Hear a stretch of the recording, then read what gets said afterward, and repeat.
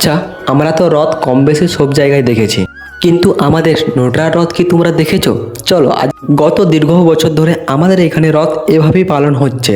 আজ শুধু আমাদের নোটরাই গর্ব না, এই রথযাত্রা আমাদের আশেপাশে গ্রামের নিয়ে অনেক জায়গা থেকে গর্ব, অনেক অনেক দূর দূরান্ত থেকে লোক আসে কিন্তু আমাদের এই রথ উৎসবটি আস্তে আস্তে আরও বারবার বেড়ে যাচ্ছে, কারণ এই আশেপাশে গ্রাম থেকে প্রচুর লোক আসে এই রথ উৎসব দেখার জন্য। তোমরা এখন চারিপাশে লোকজন দেখে বুঝে গেছো আমাদের এখানে রাতে রথটি কিভাবে পালন হচ্ছে। তো চলো, এবারে আমাদের এখানে রথটি কিভাবে টেনে নিয়ে যাওয়া হচ্ছে সেটা রথের উপর ভগবানকে চাপিয়ে দিয়েছে। এবারে দেখো এখান থেকে কিভাবে রথটিকে নিয়ে যাচ্ছে।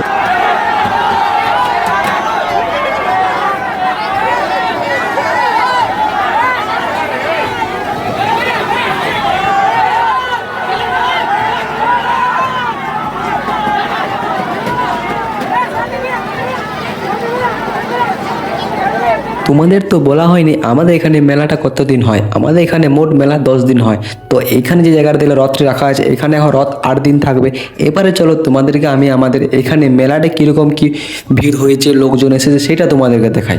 তবে মেলায় ঢুকতে ঢুকতে যে ভগবান আমাদের রথের উপরে ছিল তাকে এখন মন্দির নিয়ে যাওয়া হচ্ছে। এবারে তোমাদেরকে চারিপাশটা মেলাটা দেখাচ্ছি যে কীরকম ভিড় হয়েছে, তো তোমরা দেখতে পেয়েছো। আর এইখানে হচ্ছে যে আমাদের জগন্নাথের মন্দির, তো এইখানেই আমাদের জগন্নাথ এখন 8 দিন থাকবে, আবার উল্টা রথে নিজের বাপের বাড়ি চলে যাবে।